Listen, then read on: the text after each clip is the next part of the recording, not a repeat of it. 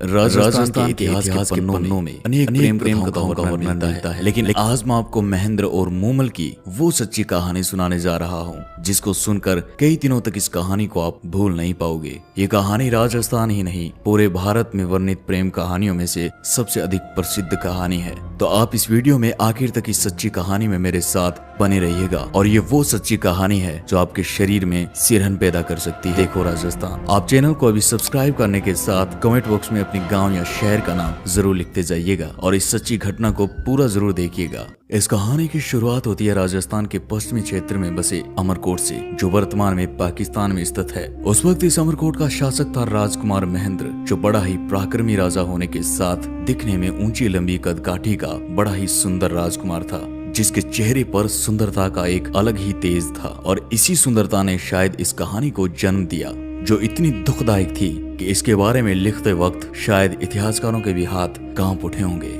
दरअसल दोस्तों, एक दिन महेंद्र अपने बहनोई हमीर जडेजा, जो गुजरात का शासक था, उसके साथ शिकार पर जाता है। लेकिन आज महेंद्र ने ठान रखा था कि वो आज खरगोश का शिकार करेंगे। तो इस खरगोश की तलाश में महेंद्र और उसका बहनोई हमीर जडेजा निकल पड़ते हैं। वो अपने क्षेत्र में खरगोश की तलाश करते हैं, लेकिन उन्हें खरगोश कहीं पर भी नहीं मिलता है। लेकिन महेंद्र ने ठान रखा था, तो एक बार फिर वो खरगोश की तलाश में जुट जाते हैं, लेकिन खरगोश अब भी नहीं मिलता है। इसलिए वो खरगोश की तलाश करते करते अपने क्षेत्र से बहुत दूर निकल जाते हैं और राजस्थान के जैसलमेर तक पहुंच जाते हैं। तभी अचानक महेंद्र के बहनोई हमीर की नजर पड़ती है एक खरगोश पर, और महेंद्र जैसे ही उस खरगोश का शिकार करने वाला था कि अचानक ही खरगोश वहां से भाग पड़ता है और महेंद्र और हमीर खरगोश का पीछा करते अब पहुंच जाते हैं राजस्थान के जैसलमेर के लोदरवा के पास काक नदी पर, जहाँ वह खरगोश काक नदी में कूद जाता है और शिकार उन दोनों के हाथ से निकल जाता है। और अब महेंद्र और हमीर थक हार कर उस नदी के किनारे एक पेड़ के नीचे बैठ जाते हैं और अब अंधेरा भी होने लगा था।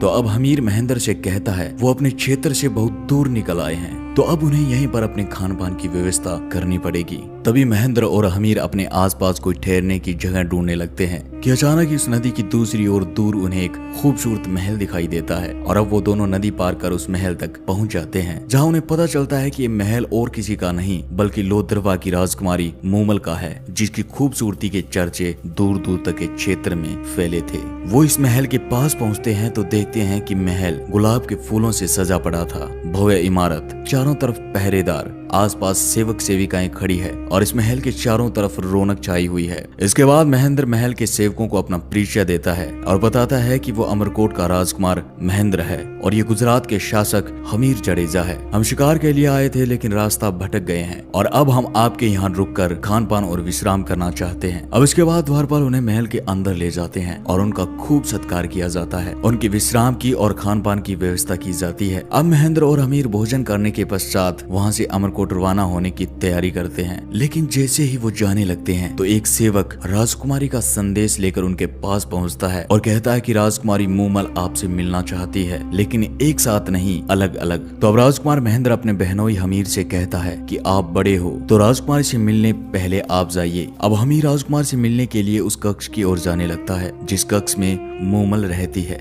लेकिन हमीर उस कक्ष में जाने वाले गलियारे में प्रवेश करता है तो हमीर को कक्ष का रास्ता बड़ा ही विचित्र लगता है। अब हमीर जैसे ही कक्ष की ओर थोड़ा आगे बढ़ता है तो वह देखता है कि सामने उस रास्ते पर बाघ, शेर और मगरमच्छ जैसे अनेक खतरनाक जानवर थे। और ये देखते ही हमीर तुरंत ही वापस मुड़ जाता है और आकर महेंद्र को बताता है कि ये कैसी विचित्र महिला है जिसने अपने पहरेदार के रूप में खतरनाक जानवरों को रख रखा है। यह सुनते ही तुरंत महेंद्र कहता है कि मैं जाऊंगा उस राजकुमारी से मिलने जिसने अपनी सुरक्षा के लिए इन खतरनाक जानवरों को रखा हुआ है। और इतना कहकर महेंद्र हाथ में तलवार लिए राजकुमारी मूमल के कक्ष की ओर जाने लगता है। और वह जैसे ही कक्ष के पास पहुंचा तो सामने एक शेर को देखता है और अपनी तलवार से उस शेर की गर्दन धड़ से अलग कर देता है। और गर्दन अलग होते ही महेंद्र को पता चलता है कि ये सब असली नहीं बल्कि मोम के हैं, लेकिन देखने पर असली प्रतीत होते हैं। अब इसके बाद महेंद्र राजकुमारी मूमल के कक्ष तक पहुंच जाता है और वह जैसे ही कक्ष में प्रवेश करता है तो सामने का मंजर देखकर महेंद्र की नजरें ठहर जाती है। वह सामने देखता है कि एक सुंदर कन्या, जिसकी आंखें हिरनी जैसी, जिसके बाल एड़ियों तक लंबे, जिसका चेहरा